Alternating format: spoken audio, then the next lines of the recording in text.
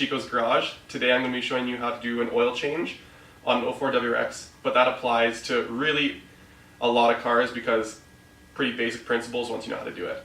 So we're going to be using some modal oil and an HKS filter, and I'll take you guys along. So the first step is going to be jacking up the car. What I do is I put the jack a little further back.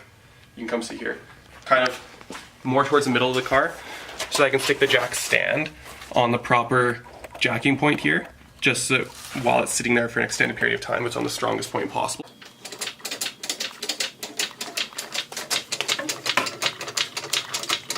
Car's really dirty because it's like 6 degrees here and it had snowed the last couple of days, so we apologize. It snowed a good few inches and then became +6, so it's gross out there.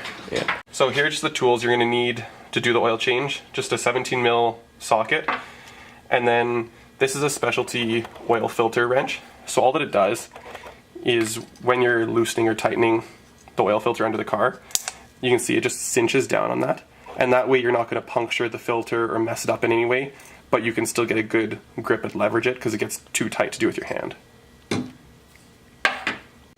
Okay, so now you're just going to come under here and find your drain plug on your oil pan. So that's just going to be this square thing right here. It's going to be usually pretty much the lowest point on your car, and it's going to have your little nut here, and that's just your drain plug. So you're just going to break that. And then as you screw it out, push in on it, otherwise oil will start seeping out all over your hand. So just keep pushing in until it's fully threaded out, and then you're just going to move it out of the way quickly. And then just line up your pan there. Like that. Not bad. Okay, something else that I would recommend getting is a magnetic drain plug. So you'll see on the inside right here, there's just a little magnet, so just as your oil flows over that, it's going to grab any metal particulates that are building up in your oil so that doesn't keep going through your engine. And it's just good for engine longevity and stuff. So you can see here, there's no metal chunks, but this stuff here is just super fine metal shavings, and this grabs all of those out of your oil to just really prevent anything bad happening in your engine. So I'd really recommend getting one of those. Okay, so now after letting that drain for a little while, you're gonna go and take out your oil filter.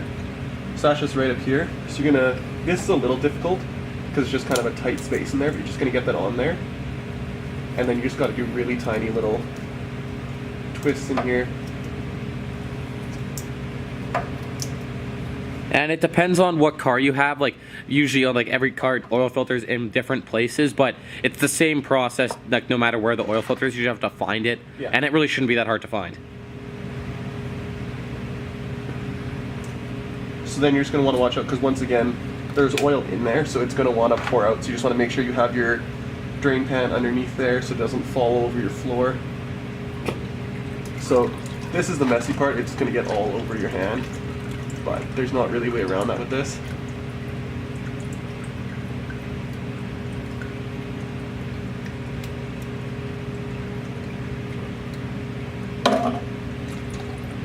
There you go. And then I just set that in the pan because it's covered in oil. And then yeah, you just let it drain. And I know I let it drain and then just drip for a little while because the more of that dirty oil you can get out, the cleaner your new oil going in is going to be.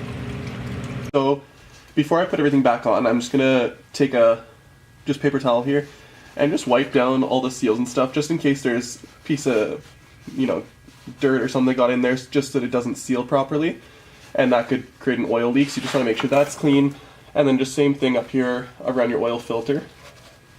Just clean all that off just so you get a proper seat with the rubber seals and everything. Okay, so when you get your new filter, you have to prime this seal with some fresh oil. So just get your new oil, dip your finger in it, and then just give it a nice little rub on top here, and that once again just helps with your seal. I don't actually know why, but that's what you're supposed to do. And don't lick your finger after.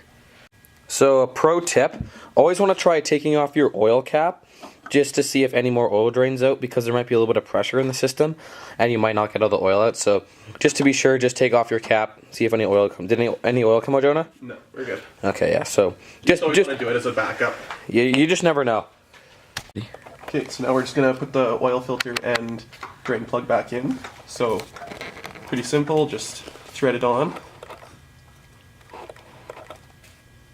Oh, then, okay, actually I need to.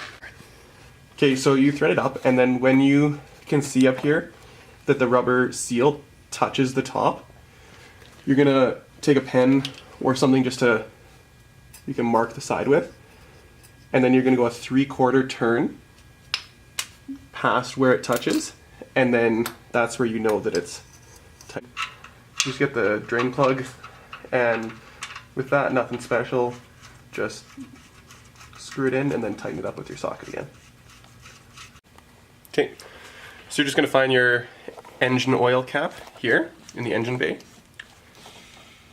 Take it off, and then this car needs 4.8 liters of oil. I usually, because general thing with Subies, they burn off a little bit of oil. I put 5, and then just lasts a little longer before I have to top it up. Will he make it? Will he spill? This is the question. Will he spill? Oh, he's done it. Can you make me videos on Bird Outdoors? I mean, I have to edit it. Like, I just keep on needing to post them, but I'm like, I don't want. Once you've all your old oil and you've put your new oil in your car, put your old oil back in the container, and then you can just take it to a local recycle depot or wherever. Make sure you get it all over the garage floor. It's good for the ground. It lubes up the ground. Make sure the cement doesn't crack. Mm-hmm. It's the recommended procedure here. See, he did such a good job pouring oil into the car because he actually cares about his car. But when it comes to pouring oil into the container, he just oil all over the. So for Christmas, Jonah got this Adams Polishes mystery box, which I'm super jealous of, and it came with like a whole bunch of detailing stuff. As you can see here, we got some tire shine, some glass cleaner, Adams mystery detail spray, some web no idea what that does, some leather cleaner, like pumpkin spice for all you put this in your interior and it gets all the white girls, so that's a very, very important thing there. We got some more rubber cleaner, not sure what the difference is between that one. We got some soap that I'm going to use in the shower. We got some, also don't know what that does. Don't know what that does either. And yeah, this shows you how much I know about detailing, but we decided we'd flex on you and show Jonah's sick Adams details, whatever you want to call it.